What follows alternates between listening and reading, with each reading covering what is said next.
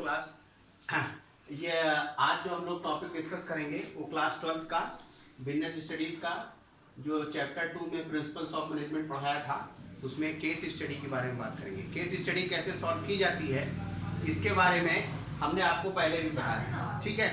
अब इसमें जो है 3 केसेस के बारे में हम लोग बात करेंगे और इससे रिलेटेड आपको वर्कशीट में क्वेश्चंस भी दिए हुए हैं, तो जिसको आप लोग कर लीजिएगा। अब जैसे पहला केस है, इसमें क्या लिखा है, Rajat the production management of auto India limited passes an instruction regarding his department freely and indiscriminately। कि रजत जो है प्रोडक्शन मैनेजर है ऑटो लिमिटेड का और वो अपने डिसीजंस जो है, मान लीजिए रजत जो प्रोडक्शन मैनेजर है ये डायरेक्शंस इसको सबको फ्रीली देता रहता है, ठीक है। तो इसमें बोल रहा है कौन सा प्रिंसिपल वायलेट हुआ है। अब अगर आप ध्यान दीजिएगा जो प्रिंसिपल्स हमने आपको बताए थे फेयर और टेलर के, दोनों को याद रखिए, याद दिमाग में लेते आइए जल्दी जल्दी कि कौन कौन से प्रिंसिपल्स बताए थे, ठीक है। और वो प्रिंसिपल्स जो हैं कौन कौन से हैं उन प्रिंसिपल्स को ध्यान रखते रहिए फटाफट कि कौन कौन से प्रिंसिपल्स हैं। और उन्हीं प्रिंसिपल्स में से एक प्रिंसिपल्स हमने आपको बताया था प्रिंसिपल ऑफ स्केलर चेन, ठीक है, याद आया। प्रिंसिपल ऑफ स्केलर चेन बताया था। स्केलर चेन में मतलब कि जो भी कम्युनिकेशन होगी वो इसको करेगा, वो इसको करेगा, नहीं तो फिर अथॉरिटी रिस्पॉन्सिबिलिटी की रिलेशनशिप में आती है प्रॉब्लम, और भी कई टाइप की प्रॉब्लम आ सकती है, ठीक है। और सुपीरियर सबऑर्डिनेट रिलेशनशिप में भी प्रॉब्लम आएगी, तो इस वजह से ये वाली जो स्केलर चेन की रिलेशनशिप है वो ब्रेक होगी, ये बात। दूसरा क्या है, अन्ना एक मैनेजर है माइक्रो लिमिटेड में और does not distribute the work amongst his subordinate. मतलब मान लीजिए कि अन्ना ये है मैनेजर और जो इसका सबऑर्डिनेट ये है, मान लीजिए इसका कोई एक और सबऑर्डिनेट भी अगर हो जाता है, ये मान लीजिए ये भी एक सबऑर्डिनेट हो जाता है सी, और उसके बाद यहाँ पे डी भी एक पर्सन है, ठीक है। अकॉर्डिंग टू देयर कैपेबिलिटी, इसकी जो कैपेबिलिटी क्षमता है उसके हिसाब से इसको काम नहीं देता है, जो इसकी कैपेबिलिटी क्षमता उसके हिसाब से नहीं देता।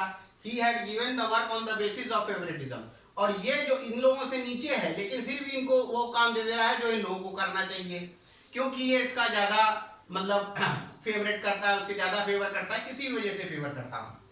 विच प्रिंसिपल इज ओवरलूड, कौन सा प्रिंसिपल इसमें से वायलेट हुआ। Give some of its violating effect, और ये प्रिंसिपल अगर टूटेगा तो उसके वायलेटिंग इफेक्ट क्या आएंगे, सोचिए। फेयर और टेलर को लेके कौन सा प्रिंसिपल वायलेट होगा, ठीक है। जो भी प्रिंसिपल वायलेट होंगे जरा जल्दी जल्दी से अपने दिमाग में लेके आइए कि कौन कौन सा प्रिंसिपल जो है इसमें वायलेट होगा, ठीक है। तो कुछ याद आया हो तो बताइए, ना आया हो तो फिर हम बताएं, ठीक है। अब देखिए एक प्रिंसिपल बताया गया था आपको, हमने अभी लास्ट वाले लेक्चर्स में बताए थे, प्रिंसिपल ऑफ इक्विटी, ठीक है, वो वायलेट होगा। सबके किसी ऑर्गेनाइजेशन में सबके साथ बराबर व्यवहार करना चाहिए, जो जिस योग है उसी हिसाब से व्यवहार होना चाहिए। अब आप किसी को ज्यादा फेवरेट कर रहे हैं, किसी को कम फेवरेट कर रहे हैं, तो ये गड़बड़ है, ठीक है। उससे क्या होगा कि लोग नाराज हो जाएंगे, लोग ठीक से काम नहीं करेंगे, फिर दुश्मनी होना शुरू हो जाएगी, फिर ऑर्गेनाइजेशन का वर्क सफर करेगा, ये दिक्कत है, ठीक है। केस 3 में 2 पार्ट हमने बनाए। जैसे ये पर्सन ए बॉस है, बी वर्कर है, और ए जो बॉस है अपने वर्कर से ये कहता है complete the sales target in 1 month और you will lose your job. मतलब 1 महीने के अंदर अपना आप टारगेट पूरा करिए वरना आपको जॉब से निकाल दिया जाएगा। Identify and explain the principle violated, फिर से कह रहा है कि आप उसको आइडेंटिफाई करिए और एक्सप्लेन करिए कौन सा प्रिंसिपल जो है वो वायलेट किया गया, ठीक है। तो आप थोड़ा से ध्यान रखिए कि कौन कौन सा प्रिंसिपल इसमें वायलेट हुआ। सबसे पहली बात जो इनको दोनों को ध्यान रखिए और सारे प्रिंसिपल के जितने भी फेल और टेलर के बताए थे उसको ध्यान दीजिए।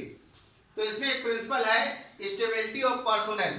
स्टेबिलिटी ऑफ जो पर्सोनल है कि अगर आप किसी को ऑर्गेनाइजेशन में या रखते हैं और उसका काम आपको ठीक से समझ में आता है तो फिर उसको निकालने वाली बात मत बताइए, क्योंकि अगर आप उसको निकालने वाली बात बताने लगेंगे तो उसके वो ठीक से ढंग से खुल के काम नहीं कर पाएगा, ये प्रॉब्लम है, ठीक है। तो ये प्रिंसिपल वायलेट हुआ और अपना 100% रिजल्ट नहीं दे पाएगा। अब यार केस में देखिए, इसमें दोनों सुपरवाइजर एक ही ऑर्गेनाइजेशन में। अब ये इससे कह रहा है we both work in the on the same level, दोनों सुपरवाइजर हैं, दोनों एक ही लेवल पर काम कर रहे हैं, then why are you paid more than me? फिर तुमको जो है ए बी से कहता है कि तुमको ज्यादा तनख्वाह मिलती है, हमको कम तनख्वाह मिलती है, क्यों?